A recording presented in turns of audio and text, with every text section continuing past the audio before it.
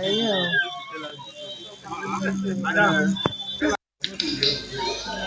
All right, thanks for staying with us. Now, it is apparent that the government has largely failed in the area of transportation.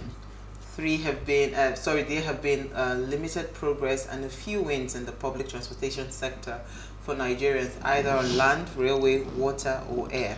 This video of the train that stopped due to lack of fuel is evidence of the lack of good management and accountability in the country's public transportation system.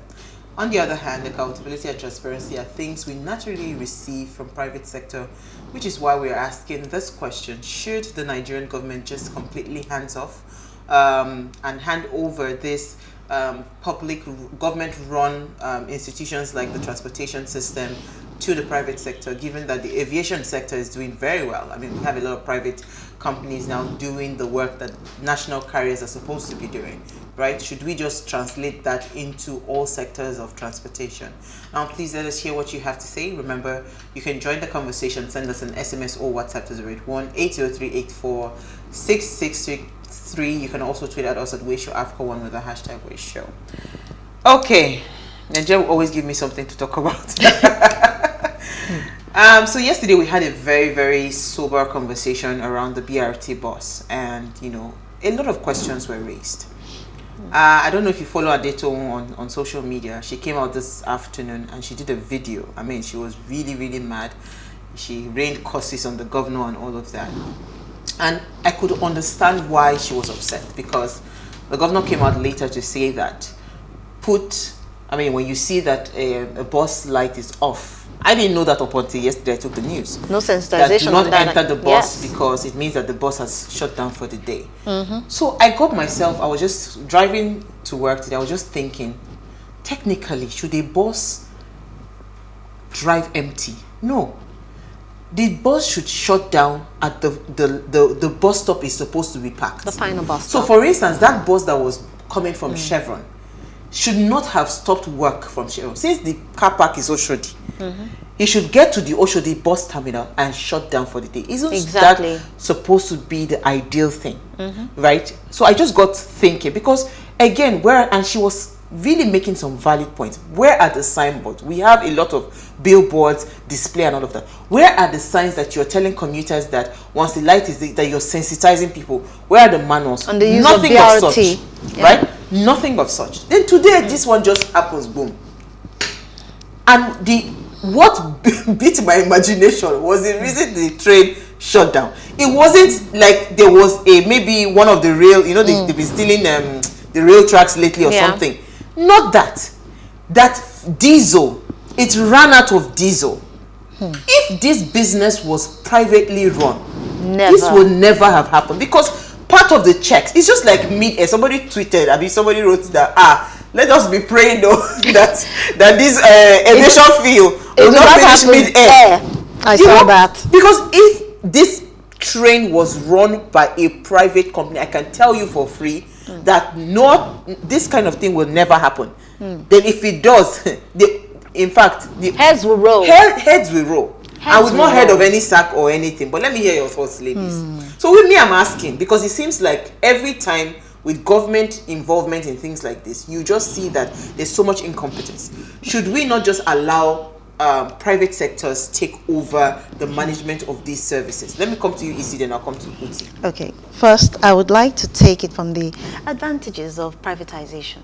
Basically, what are the advantages? Why should we prefer to hand over transportation to private entities? So we have different things such as save taxpayers money, increase flexibility, improve service quality, increases efficiency and innovation, and allows policymakers to steer rather than row, and streamline and downsize government. Now, what actually, resonates with me in all of this, is the fact that it improves service quality.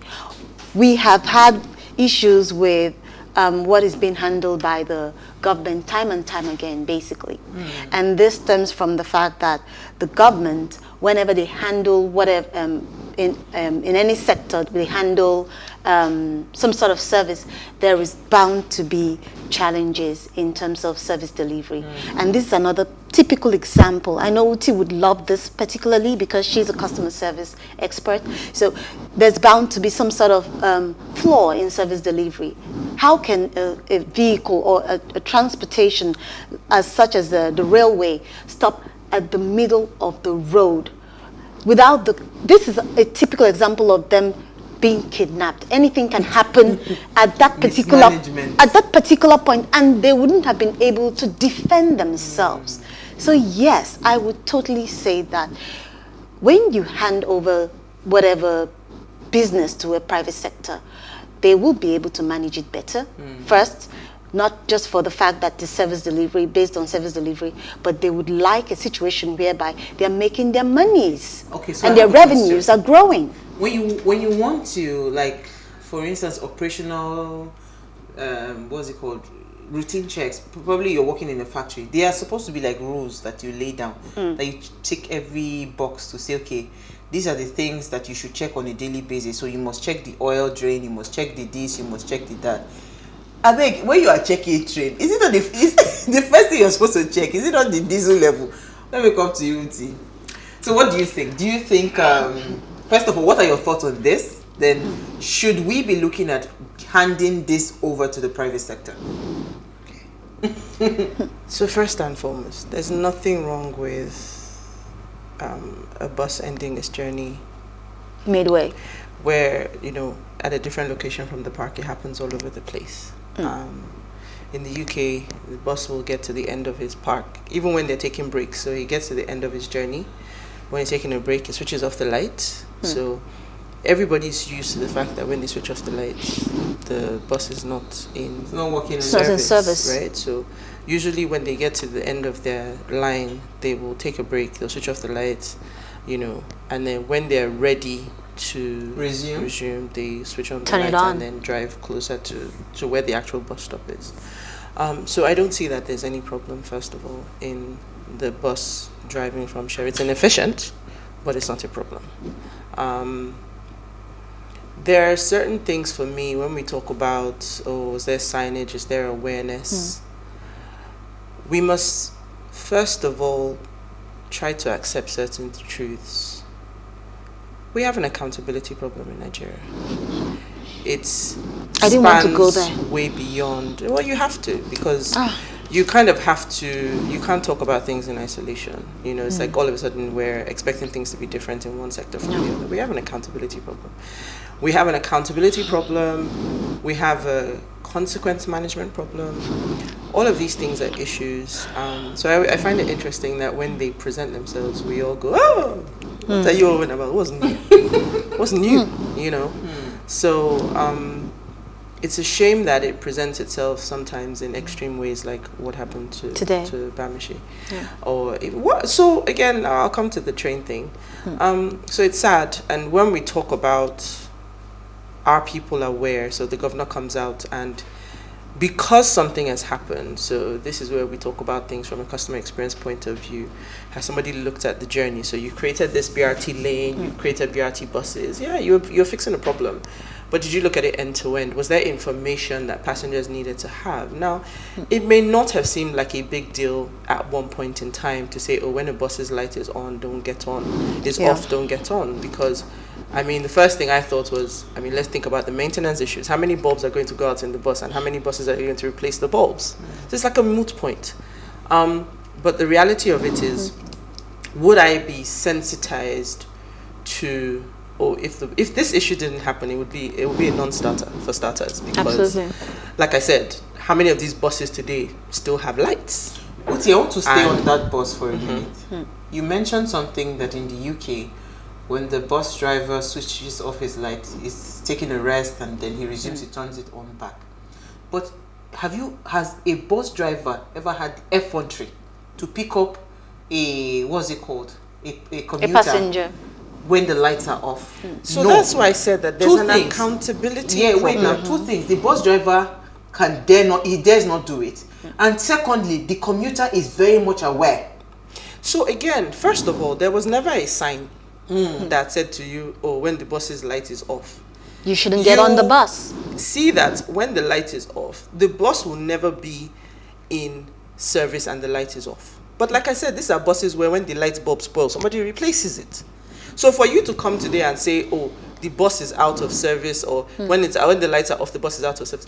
When it is in service, how many lights are actually on? If we were to go and do a canvas of the buses now parked in their park in Oshodi, turn on all your lights. At least the destination lights, Uti, will be displayed. So that's what. Now you are beginning to dimension it. Yes. Is it the light? Is it the one inside? Is it the one? Now you are beginning to dimension it.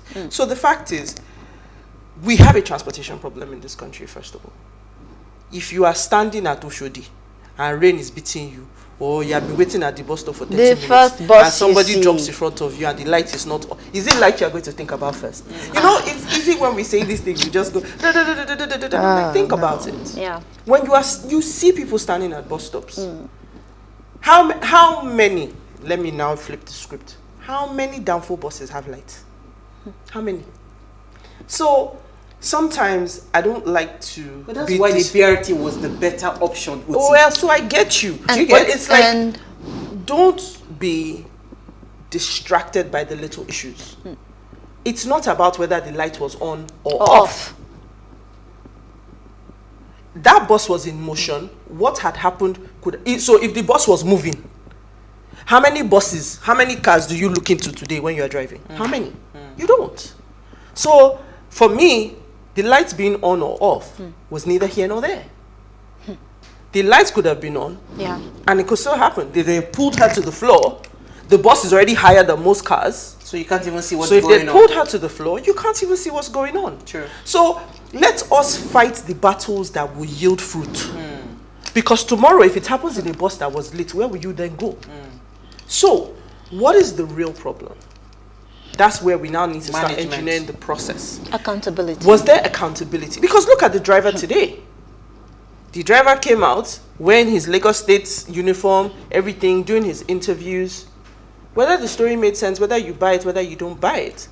But has anybody, and that's why I said we have an accountability problem, because petrol, adulterated petrol came into this country. Thousands of people. Nothing has cars happened. broken down. Nothing has happened. Nobody sacked. Nobody. So when you even talk about the private sector, what is different about the private sector? There's accountability. There's expertise that puts processes and things in place to make sure that things work. Now, when you talk about PPP, it's a solution. But again, we pull up solutions when it suits us. You know, Nigerians, we do it when it suits us, when it doesn't suit us, you know. We throw it out the window. PPP can work in certain ways. Yes. If I'm happy with the way our toll is managed and all of that. But people say, no, they're chopping money, they did. But guess what? When a truck breaks down, LCC is there, the road is functioning. You pay, you know. Do I equate what I pay for to value? Yes. So it was a PPP, it was working, but we convinced ourselves, no, they were chopping money, it's not working. It's the same thing. You can't move the goalpost, I always say it. You can't tell me today PPP is a solution. Tomorrow when PPP hook your neck, you say, no, the company is... Yes, there should be accountability. Now, in infrastructure, we have an infrastructure problem in Nigeria, whether it's electricity, aviation, all of those things, we have a problem. Who was it now? Who got the concession for MMA, the new airport? I forget the name of the company. There was controversy over that as well. Again, because we don't have trust in our system. We know there's no accountability.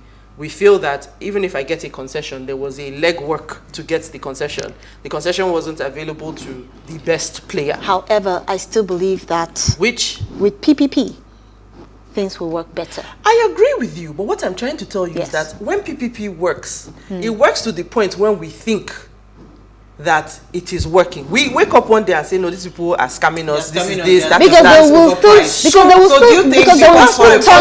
they will turn it around and allow it to. They will turn it around to this extent that it will favor them at the end of the day. But Anything that comes into everything that comes into Nigeria, one way or the other, there's one way they find a way to hijack it. It's not a charity.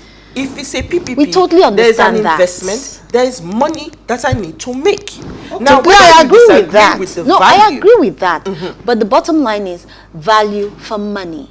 Exactly. Am I getting value from the money? So when you now disagree, because our definition of value is warped. So today we're buying petrol at 162 naira, 165 naira. That's the subsidized price. Ghana is buying petrol at the equivalent of what? Almost 900 naira. It's gone from 5.8 cedis to 8.5 cedis in a very short space of time because of what's happening in the world. Yeah. If that happened here, we're finished. Look at diesel. Look at aviation fuel. Look at how much it's gone up in literally in a matter of weeks. So when we talk about these solutions, when we talk about these things, we as a people have to decide what you want. You can't have your cake and eat it. You can't say today, tomorrow you say you don't want it. No.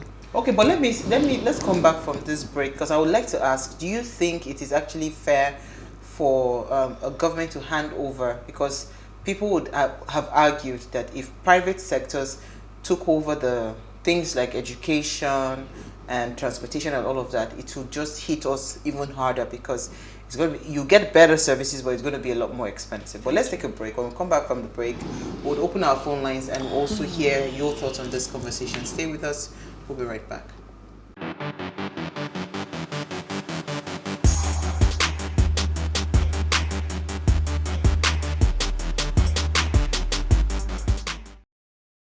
Thanks for staying with us. And if you just tuned in, it's our Ladies' Night Out, and we are discussing public transportation. We're asking, should the Nigerian government hand over to private sector? Now, please let us hear what you have to say. Remember, you can join the conversation. Send us an SMS or WhatsApp to 081-803-84663. You can also tweet at us at PlusTvAfrica1 with the hashtag WayShow.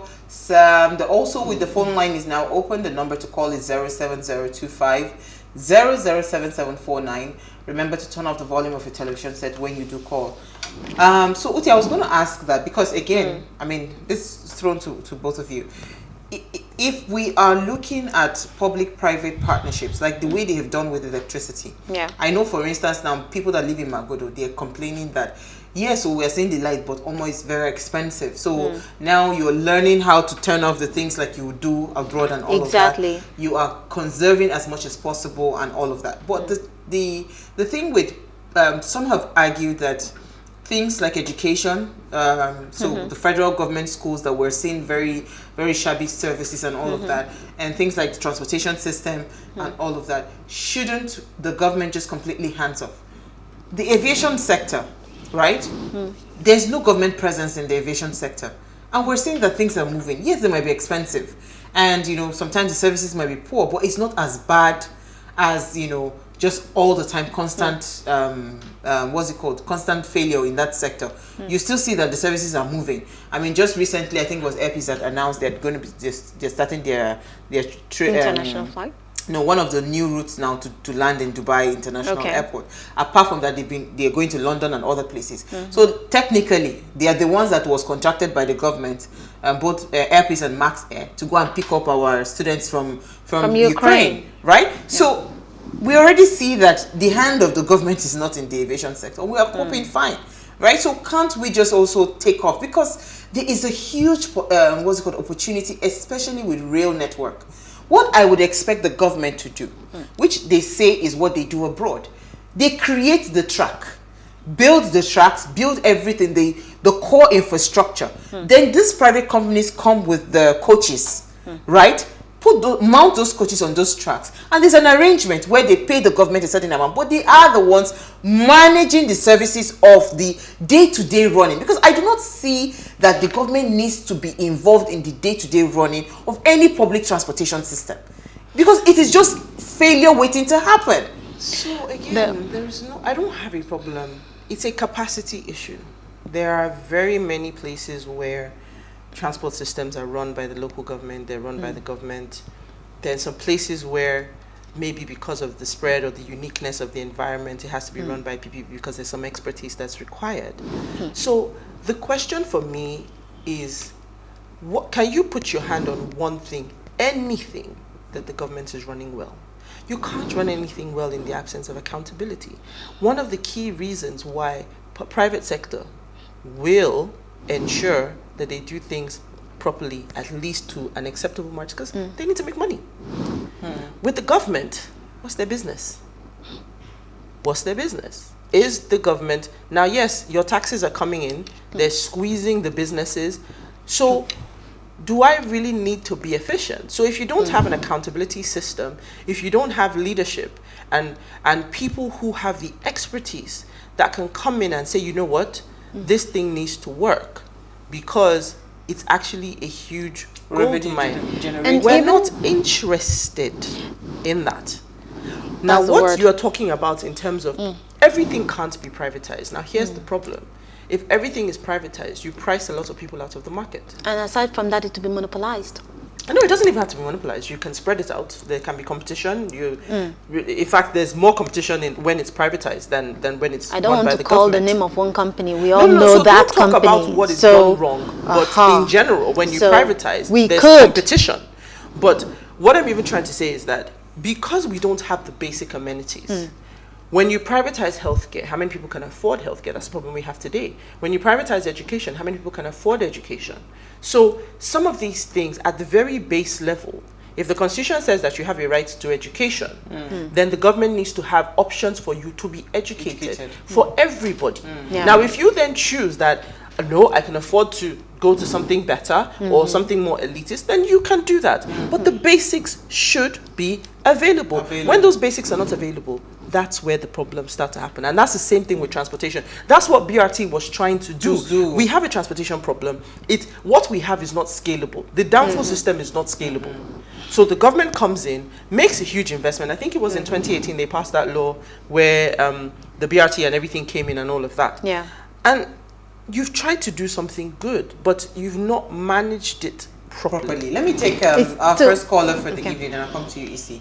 Thank you for calling. Sorry for keeping you on the line. Suleiman from Bauchi. Thank you. Yeah. So we keep blaming the government, but to forget that the government are made of Nigerians. Let me give an example. I'm a government. I build a railway. I employ Nigeria to manage these things. And the president is there. The president is not going to come down and take care of the railway. So the issue is our mentality in this country. You give someone a job, but he doesn't do it. And so Suleiman, keep on blaming the man. Suleiman. Yeah. So let me ask you a question. So when you give somebody a job and the person refuses to do this job, are you not supposed to give out? I mean, shouldn't there be a consequence for that refusal to do the job? That is why we'll continue to go back to the government, right? Okay. Because the government now, who is the person that has been fired for not fueling this train with diesel before it took off to Lagos? Okay. Hello? Yeah, go ahead. Okay. I work with the government. You understand? I have a supervisor. If I do something wrong, my supervisor will discipline me. If my supervisor refuses to discipline me, he then expect the president to come down or the minister to come and discipline me for doing wrong. The issue is this: if we are ready to do something in this country, look, let me give you an example. When the railway in the 80s, in the 70s, when Indians were running the railway always come at a time. But when Nigerians took over, immediately the day the Nigerians took over, that was the first time the railway came late. Thank you. I think you've answered my question. You've nailed it. Thank you so much. We are all problems. It's a management problem. So that's my point. Yeah. If you see that this thing is a management problem, shouldn't you change the management? Do you understand? Because now, nobody has come out to say whoever that was supposed to check that train for diesel and didn't check has been fired. Nobody has said it. It's the same thing our guest yesterday was saying, that there was supposed to be a supervisor on that BRT bus to ensure that that bus driver does not pick up any passenger. Where is that supervisor? Who are the people that have been fired because the guy picked up a passenger when his lights were off? So that's the issue we're talking about. It's not so much of, because we've seen time and time again that there is always failure, you know, in managing. We do not have the maintenance culture. We do not have that managerial strength and accountability. As government, right? The government does not have managerial strength. So why don't you hand it over to somebody? You provide technicalities, provide the structure, the infrastructure, the hardcore, whatever. Hand it over to someone and say, you know what? I know how much the revenue this will generate. So this is the percentage I would get. It's just like I have invested in your business. I am taking 10% of every proceeds that come out of that business. Do you understand? And we shake hands and somebody manages it effectively, as opposed to you trying to do the day-to-day running. There was something Suleiman said. He said that it's about our mentality, how we think, how we do things. The Nigerian factor will always come to play in whatever we try to do. Even if we decide today, say, for example, we have the railway, which has been in existence for a while, basically, and it was just brought back into it was just restored, basically, for them to be able to, you know, use it again. And we were able to generate income from commuters, basically, that were using the railway basically, rail system. Thank you. But what have we done to ensure that there are no more challenges aside from what we've gone through today? That what has happened today, what have we done to, you know, expand that horizon as a government? We haven't done anything as a government to do that.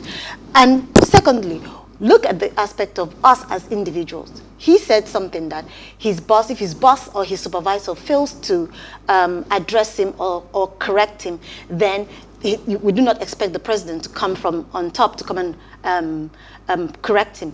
You as the Nigerian, why don't you do it right? So I think why don't you do it right? The conception there, or the misconception there for me was more, please, when we speak of government, we are not speaking solely to the president and precisely. Somehow we think we are the people. There are MDAs, there are parastatals, there are local governments. All of these things, all the arms of government, come down to the government. So when we speak, it's not about the office of the president, but the reality is, it still boils down to accountability. If you know you're going to get away with through and through. We have seen places where exceptional leadership. NAFDAC is a great example. It is possible to do it. You meet people. But Uti, NAFDAC was not manufacturing drugs. No. That's what I'm saying. It's not about whether you are manufacturing. It's about doing whatever you are assigned to do. What was right. Yes. So it's not about that. And that is because somebody went in there, built a system to make sure there was accountability. People knew. I always say, Nigerians is not running pharmacies. Nigerians are regulators, Nigerians right? are the most malleable people. We can be stubborn. Yes, but when we know that we're easy to... Once we know that there's consequences and they will be upheld, not the one that I will beg you and say, help me, leave me here. We usually tend to fall in line because we don't like wahala. Nobody wants to end, you know. So in that sense, when things... I remember when I served in Lagos State. If you don't sign before 8 o'clock, you are in trouble. People used to run. People used to run. That was Fashola's regime, yes. People used to run to get to the premises office. Did you used to see buses parked indiscriminately on the road during Fashola's time? So we make rules. Again, it's like we talk about the constitution. Is there? If we can even implement the one that is there first, we will be okay. So we make rules in Nigeria, we don't enforce them, and that's where the problem is. It's human nature. If your child knows they can get away with something, so they'll do it over and over again. Because we need to answer this question. We are where we are today, right now, with the current situation. Do you think the government have the competence to be able to run things like transport? Let us even narrow it to transportation. We'll leave education for another day. Transportation, for instance, you know, because already you have seen that they have completely hands off aviation because they know they do not have the capacity for it. The rail system, the rail is a beautiful revenue generator. I know how many people stopped driving to Ibadan since this rail thing started. I know how many people stopped driving between Kaduna and Abuja since the rail system started working, until the issue started happening around it, and people are now scared again to go back on the rail system. So don't you think the government is actually misguided handling the day-to-day running of this transportation system? Because if you ask me, what they should be providing is security. Then they should provide regulations, checks and balances, but give the day-to-day running. So the one that somebody did not check for diesel, that's the most basic thing. It's like you want to enter your car and you want to start your car, there's no fuel, and you still went on the journey. Yeah, people's cars die on the road. But I want to go back to what Suleiman said. The government is not an entity. It's not a walking, breathing, living person. It's the people. It's people, yeah. It's the people. So, there is the ability and the possibility that the government can hire experienced people and allow them to do the work. So it is the system. Does the system allow for expertise and excellence? Because the fact is, you can go and hire. I mean, look at Dr. NCDC, the COVID, what's his name? The head of NCDC, Dr. Chike or Dr. Chikwe. That's a competent person. That's someone who's in his space and he's doing his job. So I don't have a problem. Lagos State does it all the time. They go and find people. They go and find abroad competent people, and they bring them in. But the fact is, the system in itself, no man is an island. So as a leader, if you also don't have the buy-in, if you don't have systems in place that help you to thrive, and it depends on the ecosystem that you are in. I mean, we've had many guests on this show talk about energy in one way or the other, where we know this problem is not ending anytime soon. So the truth of it is not a problem of expertise. It is a systemic problem. So even if you bring me in today and I know what to do, am I allowed to do it? Okay. I like the fact that she said, are you allowed to do it? Because usually whenever you decide to say, okay, I am going to do my job meritoriously, basically, 1 in 10, you will meet a brick wall. Good evening, ladies. Totally. Concerning today's topic, for me, whether public or private sector, it doesn't make much difference in terms of efficiency, accountability, etc. Thank you, Gift from Luanda. Oh, again. Okay. Yeah. Watching from Luanda, Gift of 4. Thank you for watching. Awesome. Go ahead. I have Daniel, hello, who has become a regular sending us messages. Thank you for watching. So we have, good evening, my dear beautiful sisters of What Are You Saying Ways. I think you ladies are right. The federal government should hand over the transport system to the private sector. Why am I saying so? Is that the federal government has failed as regards handling it. There must be a new method that has to be adopted. Sister Uwa, I must say you look beautiful and lovely. God bless you. I'm blushing. On that note, let me take Loma from Abia State and I'll come to you, Isi. Thank you for calling. Good evening, my sister. Thank you. Good evening. This is Roman from Abia State. Yes, so thank you for calling. Yeah. What I really enjoyed this topic today. But the big question I want to ask is, who is Nigerian government? Who is the private sector? They are people. I think these people, they are human beings. They are not good. Handing over to the private sector, is it not a human being that will hand over? The Nigerian government, are they not being consist of human beings? I'm telling you, the problem we have in this country is things are being politicized. Everything that is politics in it. You don't pick the right person. You pick because of electricity.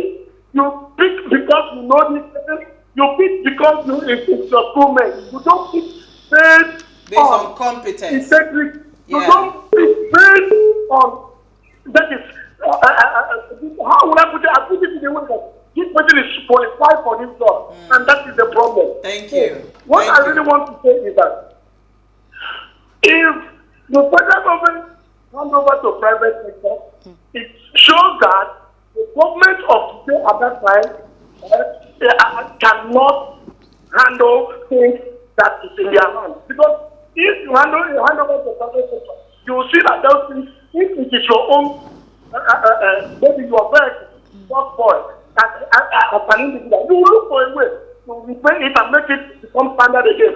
But when it comes to where they say government, it looks as if There's they no are ownership. from the man Thank you. or they are from other planet. So Thank you. I want to use this opportunity to tell if handing over to private sector cannot solve the problem until we start having the right people. Thank you, Please, Lama. thank you very much. I think it made a lot of sense because Absolutely. we are politicizing everything. Yeah. What he's saying is that instead of picking the right person, you're picking based on I know you and I don't know you. And the tribalism also comes to play as well when they're Absolutely. bringing people into the government space. So I think that's a huge contribution. My contribution from is from let me get the name out. Is from Iyore from Gombe. He or she says, because Iyore can be a girl or a boy. says, good evening, ladies. Not everything can be privatized. It's hard to please Nigerians today. We don't have a national carrier, and everyone is comparing us to Ethiopia. When we have a national carrier, complaints will start. They are delaying flight or maintenance policy. Thank you. Okay, I think we're having a call, but it's looking like. But I think we've had a fantastic conversation. Yeah. OTLU Isi Afodele, thank you so much for a fantastic conversation. Our callers, Biko, stop waiting till the 99th hour before you start calling. The phone lines are buzzing, but we're sorry we cannot take any more calls. So before we go, do ensure you follow us on Instagrams at PlusTvAfrica. You can interact with us further, drop a comment, and more importantly, follow all the conversations on social media, like, share, invite your families and friends to watch and follow the conversation. Now, if you missed today's quote, here it is again. You can't understand a city without using its public transportation system. It means that we live for F9. We'll see you guys live at 8 p.m. tomorrow as we bring you another great conversation. Enjoy.